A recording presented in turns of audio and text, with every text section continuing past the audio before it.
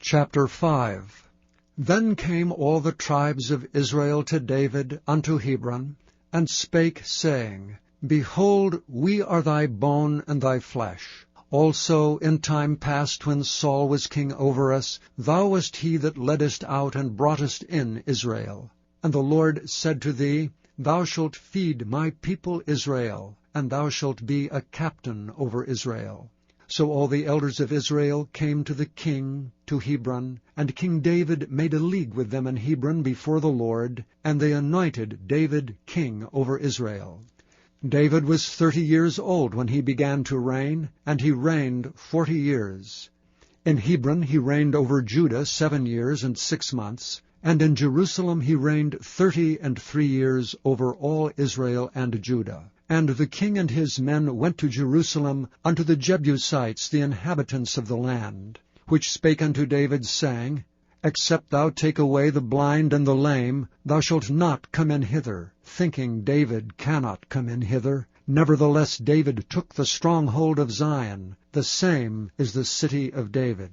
And David said on that day, Whosoever getteth up to the gutter, and smiteth the Jebusites, and the lame and the blind, that are hated of David's soul, he shall be chief and captain. Wherefore they said, The blind and the lame shall not come into the house. So David dwelt in the fort, and called it the city of David.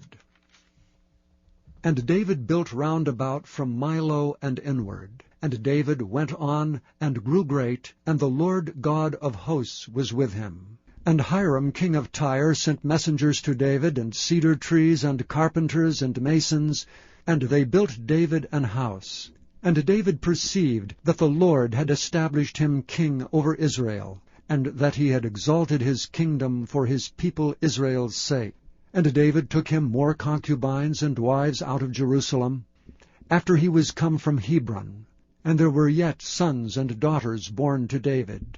And these be the names of those that were born unto him in Jerusalem, Shammua, and Shobab, and Nathan, and Solomon, Ibhar also, and Elishua, and Nepheg, and Japhira, and Elishama, and Eliada, and Eliphalet.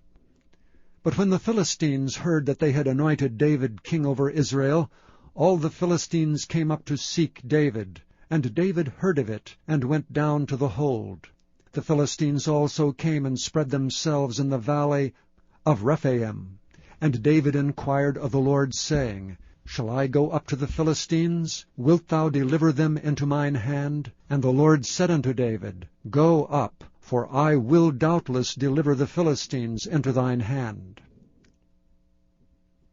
And David came to Baal-perazim, and David smote them there, and said, The Lord hath broken forth upon mine enemies before me, as the breach of waters. Therefore he called the name of that place Baal-perazim. And there they left their images, and David and his men burned them. And the Philistines came up yet again, and spread themselves in the valley of Rephaim.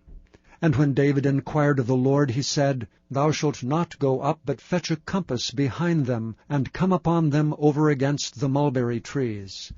And let it be so, when thou hearest the sound of a going in the tops of the mulberry trees, that then thou shalt bestir thyself, for then shall the Lord go out before thee to smite the host of the Philistines. And David did so, as the Lord had commanded him, and smote the Philistines from Geba until thou come to Gezer.